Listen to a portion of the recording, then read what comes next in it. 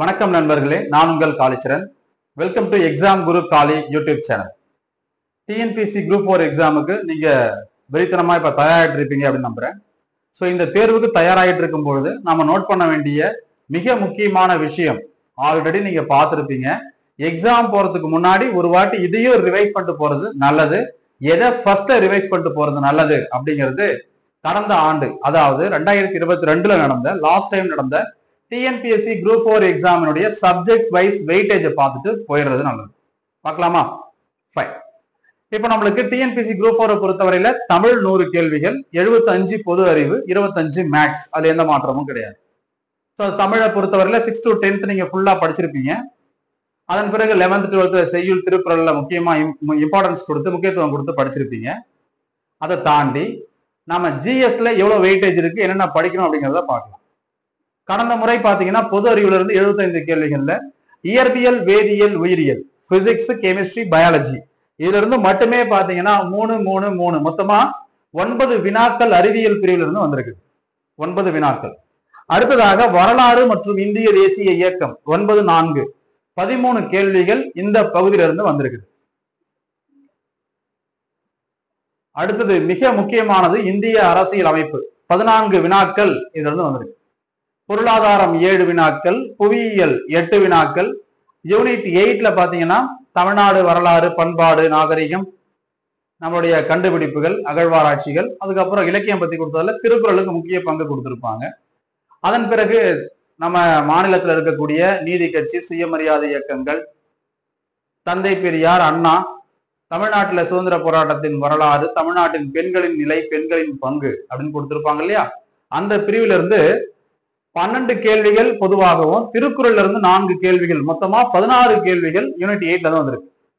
Unit 9 current affairs. Last time பாத்தீங்கன்னா unit 9ல சிலபஸே கம்மியா தான் இருக்கும். குரூப் 4க்கு யூனிட் 9, குரூப் 2 குரூப் 1 பொறுத்தவரையில குரூப் 4க்கு பாத்தீங்கன்னா யூனிட் 9ல சிலபஸ் கம்மியா இருக்கும். அதுவும் கரண்ட் அஃபேர்ஸ்ல சேர்ந்துரும். உங்களுக்கே கன்ஃபியூஷனா இருக்கும், இது யூனிட் 9ஆ, தமிழ்நாடு வளர்ச்சி நிர்வாகமா, அல்லது நடப்பு நிகழ்வுகளா, கரண்ட் அஃபேர்ஸா அப்படின்னு ஒரு டவுட்டா இருக்கும். அந்த மாதிரி தான் கேள்வி வடிவமைச்சிருந்தாங்க. அந்த மாதிரியான விஷயங்கள்ல மொத்தமாவே பாத்தீங்கன்னா 6 கேள்விகள் இந்த பிரிவுல இருந்து கேட்டிருக்காங்க. 6 கொஸ்டின்ஸ் இந்த இடங்கள்ல இருந்து கேட்டிருக்காங்க. சோ மொத்தமா பாத்தீங்கன்னா உங்களுக்கு 75 வினாக்கள் ஆயிடுச்சு. மேக்ஸுக்கு உங்களுக்கு 25 வினாக்கள் உங்களுக்கு தெரியும் நல்லாவே. மேக்ஸை பொறுத்தவரையில 6 to 10th ஸ்கூல் புக் படிச்சாலே போதும். இல்ல சார் என்னால ஸ்கூல் புக் இப்ப இருக்க சூழ்நிலையில படிக்க முடியாது அப்படிங்கிறவங்க ஜஸ்ட் ப்ரீவியஸ் இயர் கொஸ்டின்ஸ், முந்தைய ஆண்டு வினாக்கள்ல கணித பாடத்துல, கணித பிரிவுல என்னென்ன கேள்விகள் கேட்டிருக்காங்களோ அதை நீங்க பிராக்டிஸ் பண்ணிட்டு போனா கூட 25ல 20 19 20 கேள்விகள் சரியான மதிப்பெண், சரியான விடைகளை அளிக்க முடியும். ப்ரீவியஸ் இயர் கொஸ்டின்ஸ் எப்படி கேட்கிறானோ அதே சாம்பிளா வச்சு கேட்பான். அதே நம்பர்ஸ் வராது, எண்கள்ல மாற்றம் இருக்கும், ஆனா அந்த மெத்தட்ல எந்த மாற்றமும் இருக்காது. ஓகேங்களா? இப்போ இதுல பாத்தீங்கன்னா எந்த பாடத்துக்கு அதிக முக்கியத்துவம் கொடுத்திருக்காங்க? அறிவியல் மொத்தமாவே சேர்த்து 9 வினாக்கள், வரலாறு, இந்திய தேசிய இயக்கம் ரெண்டும் சேர்த்து 13 வினாக்கள், 13. அரசியல் அமைப்பு 14, யூனிட் 8 16. அப்ப முக்கியமான பாடம் எதுன்னு பாத்தீங்கன்னா நீங்க முதல்ல படிக்கணும். மொத்தம் படிக்க வேணாம்னு கிடையாது. முதல்ல செய்ய வேண்டிய விஷயம் என்னன்னு பாத்தீங்கன்னா யூனிட் நம்பர் 8 16 வினாக்கள் வருது. இது இந்த வாட்டி இதே மாதிரியே வரலாம், அதிகமாகி வரலாம், குறைஞ்சும் வர்றதுக்கு வாய்ப்பு இருக்கு. சரிங்களா? பட் பொதுவாக எப்பவுமே பாத்தீங்கன்னா டிஎன்பிஎஸ்சி எக்ஸாமை பொறுத்தவரையில எந்த பாடத்துல அதிகமான கேள்விகள் கேட்பாங்க, யூனிட் 8 யூனிட் 9 புதுசா சேர்த்ததுக்கு அப்புறம், தமிழ்நாடு பத்தின இன்ஃபர்மேஷன் சேர்த்ததுக்கு அப்புறம் யூனிட் 8ல அதிகமான கேள்வி கேட்பதற்கு வாய்ப்பு இருக்கு. அதன் பிறகு இந்திய அரசியல் அமைப்பு 14 வினாக்கள். அதுக்கப்புறம் பாத்தீங்கன்னா ஹிஸ்டரி, இந்தியன் நேஷனல் மூவ்மெண்ட், வரலாறு, இந்திய தேசிய இயக்கம். சோ இந்த 3 பாடங்களுக்கு நீங்க முக்கியத்துவம் கொடுக்க வேண்டும். இதை முக்கியத்துவம் கொடுத்து படிக்கணும். ஸோ இதுதான் மேஜர், இதுதான் வெரி வெரி இம்பார்ட்டன்ட் சப்ஜெக்ட் ஃபர்ஸ்ட்ல படிக்க வேண்டியது. அதன் பிறகு நீங்க என்ன பண்ணலாம்னா பொருளாதாரம், புவியியல் இதுல பாத்தீங்கன்னா 15 கேள்விகள், எக்கனாமிக்ஸ், ஜியாகிரபி படிச்சீங்கன்னா 15 கேள்வி இதுலயே கவர் ஆயிடும். 15 மதிப்பெண் உங்களுக்கு 15 கேள்விகள் இதுல கவர் ஆக போகுது. அப்போ இந்த ஆர்டர்ல நீங்க இம்பார்ட்டன்ஸ் கொடுத்து படிங்க. கரண்ட் அஃபேர்ஸை பொறுத்தவரை நீங்க என்ன பண்ணலாம்னா 6 மாதத்துல இருந்து 8 மாதம் படிக்கலாம். ஸோ கரண்ட் அஃபேர்ஸ்க்கு நீங்க 6 மாதத்துல இருந்து 8 மாதம் வரைக்கும் படிக்கலாம் மினிமமா. பட் மேக்ஸிமம் படிக்கிறதா இருந்தா 1 வருஷம் கரண்ட் அஃபேர்ஸ் படிக்கணும். டிஎன்பிஎஸ்சியை பொறுத்தவரையில 1 இயர்க்காவது படிக்கணும், பட் டைம் இருக்காது. So last 6 to 8 or 8 to 10 months current அஃபேர்ஸை படிச்சா போதுமானது. கணிதத்தை பொறுத்தவரை ஆல்ரெடி சொல்லியாச்சு, 6 to 10th ஸ்கூல் புக் தான், புது புக் தான் படிக்கிறது. இப்போ டைம் உங்களுக்கு கம்மியா இருக்கு, படிக்க முடியலன்னா முந்தைய ஆண்டு வினாக்கள் நீங்க படிச்சாலே போதுமானது. அந்த கொஸ்டின்ஸ் எடுத்து நீங்க பிராக்டிஸ் பண்ணா, சால்வ் பண்ணாலே போதும். அதை பேஸ் பண்ணி அந்த மெத்தட்ல வேற எண்கள், அந்த நம்பர் எல்லாம் மாத்தி கொடுத்து கேள்விகள் இருக்கும். ஒரே டைப் தான், அது நம்பர்ஸ் எல்லாம் மாத்தி கொடுத்து கேட்டிருப்பாங்க. அடுத்ததாக இந்திய வரலாறு, தேசிய இயக்கம், அரசியலமைப்பு, பொருளாதாரம், புவியியல்.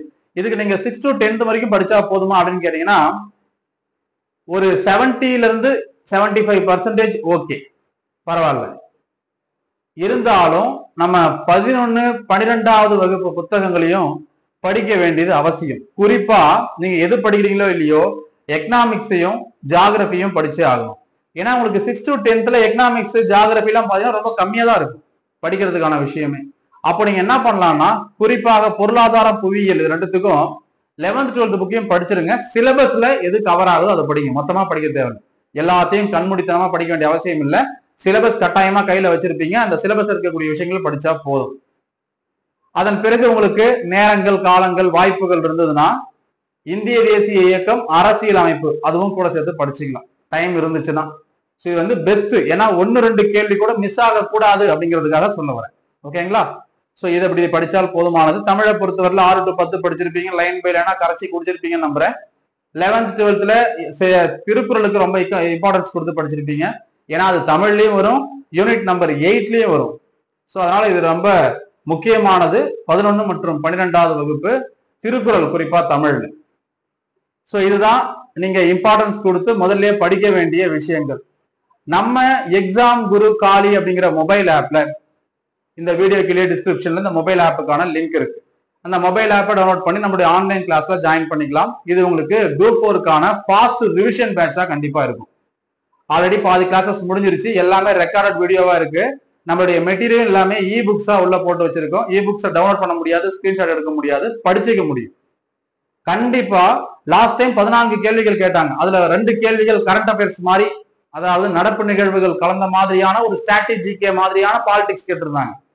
அந்த 2 கேள்வி தவிர 14ல 12 கேள்வி நம்ம பாலிட்டி நோட்ஸ் மட்டுமே வந்திருந்தது. அதே போலதான் ஐஎன்எம், எக்கானமி, ஜியாகிரபி, பிசிக்ஸ் எல்லாமே.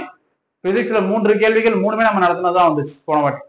ஸோ நம்ம ஆன்லைன் கிளாஸஸ் உங்களுக்கு ஃபாஸ்ட் ரிவிஷனுக்கு 100% உங்களுக்கு யூஸ்ஃபுல்லா இருக்கும். ஸோ மறக்காம யூட்டிலைஸ் பண்ணிக்கோங்க. உங்க ஃப்ரெண்ட்ஸ் யாருக்காவது தேவைப்பட்டாலும், நான் படிச்சுட்டேன் எனக்கு ரிவிஷன் பண்ணணும், ஃபாஸ்டா ரிவிஷன் பண்ணணும், எனக்கு யாராவது எக்ஸ்பிளைன் பண்ண நல்லா இருக்கும், வீடியோ பார்த்துட்டு நான் அதை ரிவிஷன் பண்ணா எனக்கு யூஸ்ஃபுல்லா இருக்கும் அப்படின்னு நம்பினீங்கன்னா தாராளமா உங்களுக்கு இந்த வீடியோ கோர்சஸ் யூஸ்ஃபுல்லா இருக்கும். ஒரு கிளாஸ் வந்து பாத்தீங்கன்னா 499, ஈச் கிளாஸ் 499. ஆன்லைன் கிளாஸஸ் லைவாவும் வீடியோ பார்க்கலாம், ரெக்கார்ட் வீடியோவும் பார்த்துக்கலாம். 6 month வேலிடிட்டி. கிளாஸுக்கான மெட்டீரியல் உங்களுக்கு பிடிஎஃப் ஆகும், அதிலே இருக்கும், நீங்க ஓபன் பண்ணி படிச்சுக்கலாம், மொபைல்லயும் பார்க்கலாம், லேப்டாப்லயும் பார்த்துக்க முடியும். ஸோ உங்களுக்கு polity, INM, economy, geography, physics எந்த ஆன்லைன் கிளாஸ் தேவைப்பட்டாலும் இதுல நீங்க தாராளமா ஜாயின் பண்ணிக்கலாம். ஸோ உங்களுக்கு டவுட்ஸ் ஏதாவது இருந்ததுன்னா examgurukali@gmail.com அப்படிங்கிற மெயிலுக்கும் உங்க டவுட்ஸை கேட்கலாம்.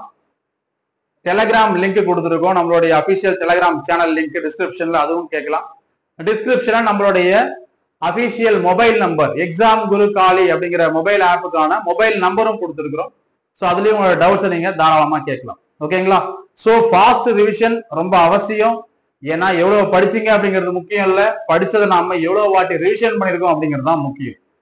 So all the very best. TNPSC group 4க்கு ரொம்ப குறுகிய நாட்கள் தான் இருக்கு. அந்த நேரத்தை, அந்த காலத்தை நல்ல வழியில பயன்படுத்துங்க. ஸோ இதுதான் நம்மளுடைய online classes. Indian constitution, Indian economy, Indian national movement, physics and Indian geography. இதுதான் நம்ம ஆன்லைன் கிளாஸஸ் தான் கொடுத்துட்டு இருக்கோம் mobile app. All the very best. Thank you.